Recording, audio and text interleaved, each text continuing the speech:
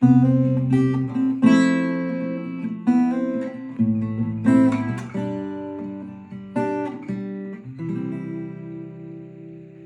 I'm Marlo from Wild Food UK, and today I'm in my friend's garden in Wales. It's the 27th of June, and I'm going to show you a plant that I've been meaning to show you guys for a couple of weeks. It's just down here. I keep finding it, but whenever I do, I either don't have a camera or I go back and they've trimmed the hedgerows, because it's a common plant in the verges beside hedgerows.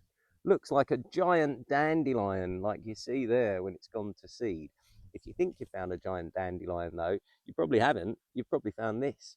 This is Salsify. Now, it's the Tragopogon genus. Tragopogon means goat's beard, basically, and I assume that's because this is supposed to look a bit like a goat's beard, and we get a few different types in the UK, the porifolius and the pratensis, I think. Now, porifolius refers to the foliage.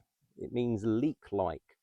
And this, when it's just growing in verges, is very difficult to spot because it just blends in with the grass very, very easily. Then it goes into flower, and the flowers are quite distinctive because this is obviously the yellow flowered one, so probably pratensis, possibly pratensis.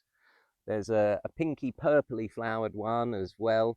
Those flowers were open this morning, but they close up around noon, so that gives it one of its common names. Jack goes to bed at noon. Then when the flowers drop, obviously you get this lovely clock here. Now, the whole plant is edible with Salsify, but it's the root you're after. The root is what gives it its other name, the oyster plant, or the oyster root plant, because the root tastes slightly similar to oysters. The root is like a sort of thin parsnip. The plant is a biennial, so you want to pick that root at the end of its first year, really. That's when it's at its best, and if possible after a frost. I don't know if you guys know, but sugar is one of nature's antifreeze chemicals, and what happens is when a frost comes and hits the ground, then the roots will produce a bit of extra sugar, which will sweeten them up and soften them up as well. So that's why you overwinter your parsnips, and that's why you blet things like your sloe berries and your haw-berries, because sugar, like I say, is one of nature's natural antifreezes. Now, the root of this, I'm not totally convinced it tastes of oysters. It's a nice tasting root, which is lovely for making things like purees or roasting or using in stews and soups and things like that.